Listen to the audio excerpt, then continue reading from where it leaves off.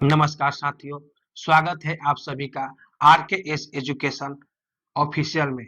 तो साथियों, बिहार सरकार के शिक्षा विभाग से एक बिग न्यूज आ रही है।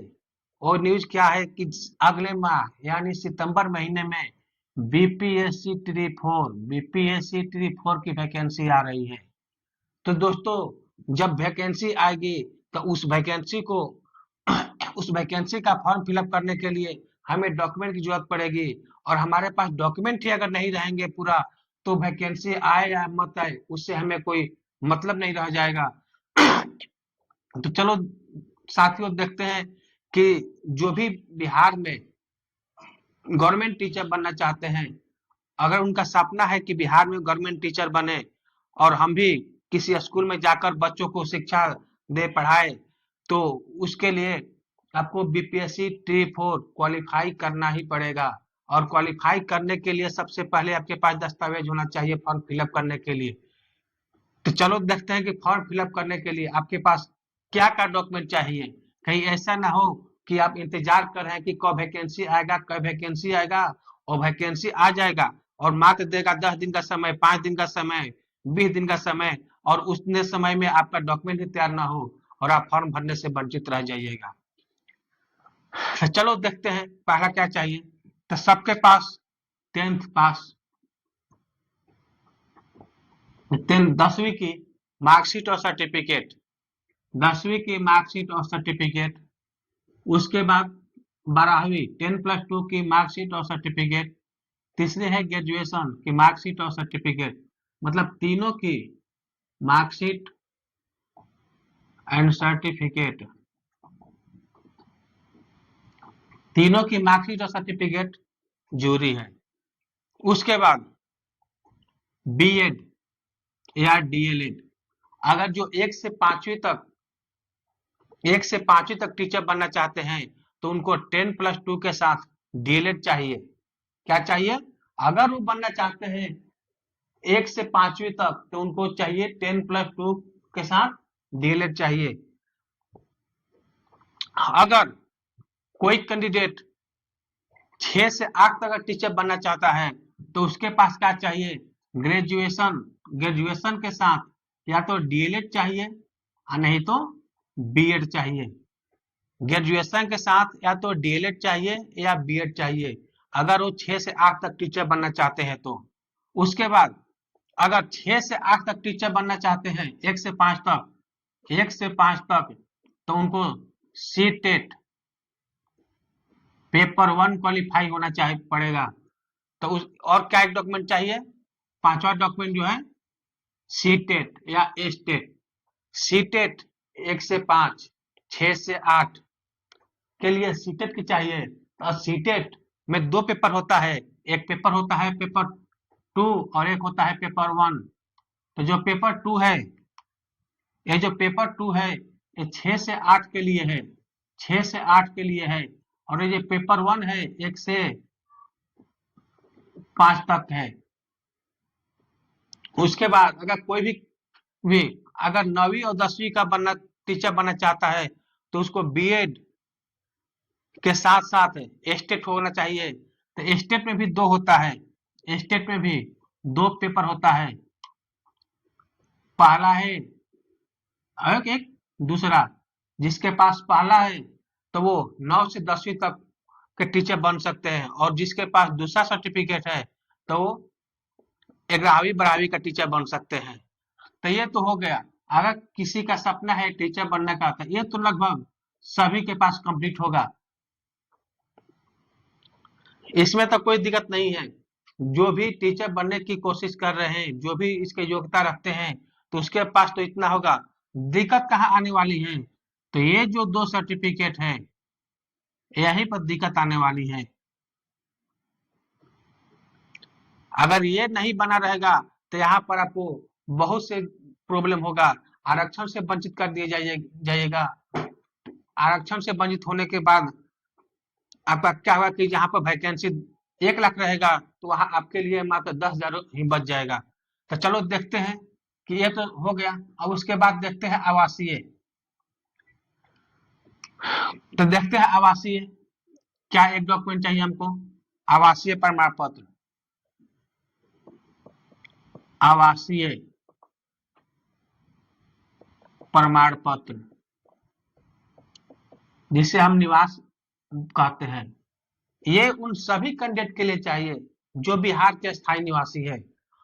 अगर वो उसके पास आवासीय प्रमाण पत्र अगर नहीं होता है, अगर उसके पास आवासीय प्रमाण पत्र नहीं होता है, तो उसे बिहार के अस्थायी निवासी नहीं माना जाएगा।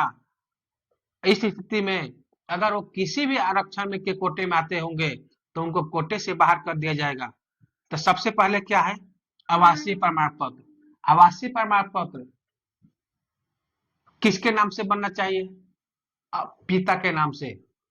तो जो पुरुष है या अविवाहित महिला है तो वो तो आवासीय प्रमाण पत्र कोई प्रमाण पिता के नाम से ही रहता है। लेकिन बहुत से विवाहित महिलाएं यहाँ गलती कर बैठती है कि जब बहुत से विवाहित महिलाएं विवाहित विवाहित महिलाएं जब अपना आवासीय प्रमाण पत्र बनवाती है तो अपने पिता के नाम से न बनवा करके अपने पति के नाम से बनवा बैठती है। अब बनवा करके वो क्या सोचती है कि मेरा तो आवासीय प्रमाण पत्र है, चलिए हम इसके लिए हमारे पास डॉक्यूमेंट है। लेकिन वो ये ध्यान नहीं देती है कि जो प्रमाण पत्र पिता के नाम से होना चाहिए हम पति के नाम से बनवा लिए हैं। तो यहाँ ध्यान देने वाली बात है कि जो भी विवाहित महिलाएं हैं वो अपना आवासीय प्रमाण पत्र पिता के नाम से बनवाए, पिता के नाम से, पति के नाम से नहीं। अगर पति के नाम से बनवाते हैं तो उसके बिहार के स्थायी निवासी में गिनती नहीं किया जाएगा। इससे क्या नुकसान होगा कि अगर वो एसटी होगी, एससी होगी, ईबीसी, एनसीएल जो भी होंगे तो वो उस आरक्षण के कोटि से वंचित हो जाएंगे। साथ ही जो बिहार की महिलाओं को 1 से 5 में, वर्ग 1 से 5 तक जो 50% आरक्षण मिलता है और उसके आगे जो 35% आरक्षण बिहार की महिलाओं को मिलता है तो उससे वंचित कर दिया जाएगा। तो अगर आवासीय प्रमाण पत्र में जो भी विवाहित महिलाएं हैं वो कृपया ध्यान दे कि अपना आवासीय प्रमाण पत्र पिता के नाम से बनवाए। चलो आगे देखते हैं। जाति प्रमाण पत्र, जाति प्रमाण पत्र यहाँ भी वही है, यहाँ भी वही है कि जितने भी विवाहित महिलाएं हैं, विवाहित महिलाएं हैं वो अपना जाति प्रमाण पत्र जैसे एसटी, एससी, ईबीसी जो भी है कहां से बनवाए? पिता के नाम से, पिता के नाम से। जो भी कैंडिडेट है वो सभी डॉक्यूमेंट अपना आवासीय हो या जाति प्रमाण पत्र हो पिता के नाम से बनवाए। लेकिन जो विवाहित महिला है वो यहाँ गलती कर बैठती है, वो अपना प्रमाण पत्र पिता के नाम से न बनवा करके बहुत से ऐसी महिलाएं हैं कि जो पति के नाम से बनवा लेती हैं और पति के नाम से बनवाने के परिणाम क्या होता है कि उनको जो आरक्षण मिलता है वो आरक्षण से वंचित हो जाती है। और इसका नतीजा क्या होता है कि वो चयन होने के बावजूद भी, आरक्षण में चयन होने के बावजूद भी आरक्षण नहीं मिलने के कारण वो बीपीएससी टी 4 के सूची से बाहर हो जाएगी और टीचर बनने से वंचित रह जाएगी। एक तो ये हो गया। वहीं अगर एनसीएल वाले हो, एनसीएल वाले जो विवाहित महिलाएं हैं वो भी अपना एनसीएल पिता के नाम से ही बनवाए, पिता के नाम से ही बनवाए। किसके नाम से बनवाए?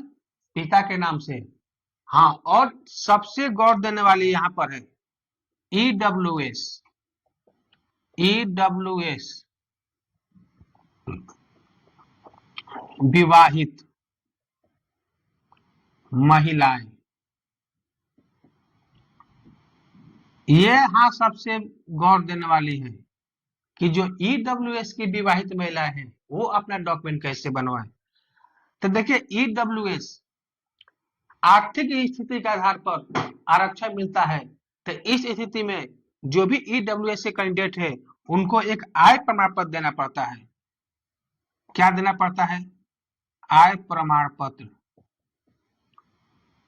चूंकि वो विवाहित है जब कोई भी महिलाएं कोई भी महिलाएं कोई भी लेडीज अगर उसका शादी हो जाता है तो उसके पिता पक्ष से संपत्ति का अधिकार हट जाता है और उसका मेन जो आय का स्रोत होता है वो किसके आधार पर होता है? पति के नाम से। किसका आधार पर होता है? पति के नाम से। तो इस स्थिति में इनको अपना आय प्रमाण पत्र पति के नाम से बनवाना है, पति के नाम से। उनका आय प्रमाण पत्र किसके नाम से बनेगा? पति के नाम से। लेकिन आवासीय प्रमाण कहां से बनेगा? पिता के नाम से। तो सबसे ध्यान देने वाले के ईडब्ल्यूएस को है, ईडब्ल्यूएस की जो विवाहित महिलाएं हैं, अगर उनके पास अगर ये नहीं होता है तो उनको जो आरक्षण मिलेगा 35% 6वीं क्लास से आगे के लिए और 1 से 5 तक के जो 50% आरक्षण मिलेगा उससे वंचित हो जाएगी। तो ये सबसे बड़ा ध्यान देने वाली बात है कि जो भी ईडब्ल्यूएस की विवाहित महिला है अपना आय प्रमाण पत्र पति के नाम से और आवासीय प्रमाण पत्र पिता के नाम से बनाए। उसके बाद देखते हैं कि स्वतंत्रता सेनानी के नाती पोता पोती नतनी संबंधी प्रमाण पत्र, ये तो दोनों समझा बता दिए। ये जिसके लिए लागू होगा, जिसके लिए लागू होगा वो अपना एक डॉक्यूमेंट भी तैयार करके रखे। उसके बाद अगला क्या है? दिव्यांगता से संबंधित प्रमाण पत्र। ये जो दिव्यांग है जिसके लागू है तो वो इसको बना करके रखे। तो साथियों ये डॉक्यूमेंट आप बना करके रेडी रखिए ताकि जब वैकेंसी आए तो ऐसा ना हो कि आप फॉर्म भरने से वंचित हो जाए। कारण क्या है कि अभी बिहार में इलेक्शन होने वाला है, जो बिहार में चुनाव है, तो क्या सोचे बिहार सरकार क्या मंशा हो सकती है ये कोई नहीं जानता है। हो सकता है कि वो फॉर्म निकाले और 10 दिन में बोले, मान के चले कि 1 सितंबर को फॉर्म निकला और बोले कि ये फॉर्म भरने की आखिरी डेट 10 सितंबर है और आपके पास ये 2 डॉक्यूमेंट मूल रूप से तैयार ही ना हो। आप सोचेगा कि जब आएगा तो हम तैयार कर लेंगे, 10 दिन में क्या कर पाइएगा? जब 10 दिन में नहीं कुछ कर पाइएगा तो फिर आप आरक्षण से बाहर हो जाइएगा, क्योंकि इस बार बिहार में डोमिसाइल नीति भी लागू हो गई है और इस डोमिसाइल नीति में क्या है 84.4% उनके लिए आरक्षण है जो बिहार के अस्थायी निवासी है या बिहार से शिक्षा ग्रहण किए हैं, जैसे 10वीं और 12वीं का पास बिहार से किए हैं।